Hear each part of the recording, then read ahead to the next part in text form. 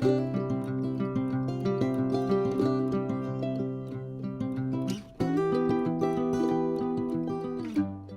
and welcome to The Bottom Line. I'm Pastor Paul Steele from Bethlehem Church in Austin, Minnesota. The bottom line is our weekly summary of the previous Sunday's sermon. And this past week, we continued on with our sermon series through the book of Nahum called The Justice and Comfort of God. And we looked at Nahum chapter 1, verses 9 through 15. And in this passage, God speaks directly to Nineveh, to the Assyrian Empire, to let them know about the justice that is coming on them. But he also speaks to his people in Judah, offering them comfort, giving them the promise that one day soon, that their oppressors will be taken care of and they will once again experience freedom and peace. So here's the bottom line from Sunday. God's judgment brings down the oppressor and sets his people free. So rejoice in his justice and rest in his peace. See, Nahum paints a vivid picture. The Assyrian Empire, brutal, violent, and seemingly unstoppable, is planning evil. But God says it won't last. Evil may look strong, but it can't outlast God's justice. I opened the sermon with the story about the Navy SEAL Team 6 and how they went and rescued American aid worker Jessica Buchanan from Somali pirates. So after taking out the captors, the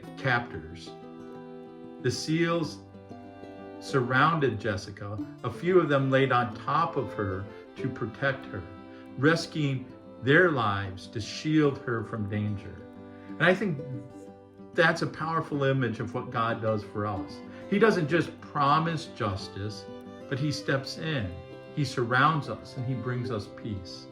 So what do we do with all this? Nahum was a book in the Old Testament. The prophecies about Assyria have been fulfilled. So what does this have to do with us?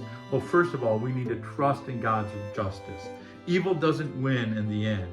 God sees what's happening in our world and in our lives.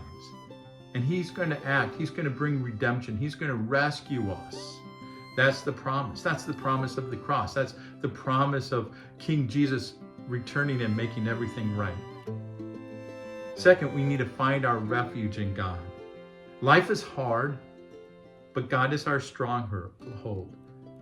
He doesn't always remove the pain, but he will always provide us with hope. And that hope is found in the promises that we have in King Jesus, in his life, his death, his resurrection, and his ascension, and the promise that he will return. And third, we celebrate the good news. So if you belong to Jesus, the war's already won.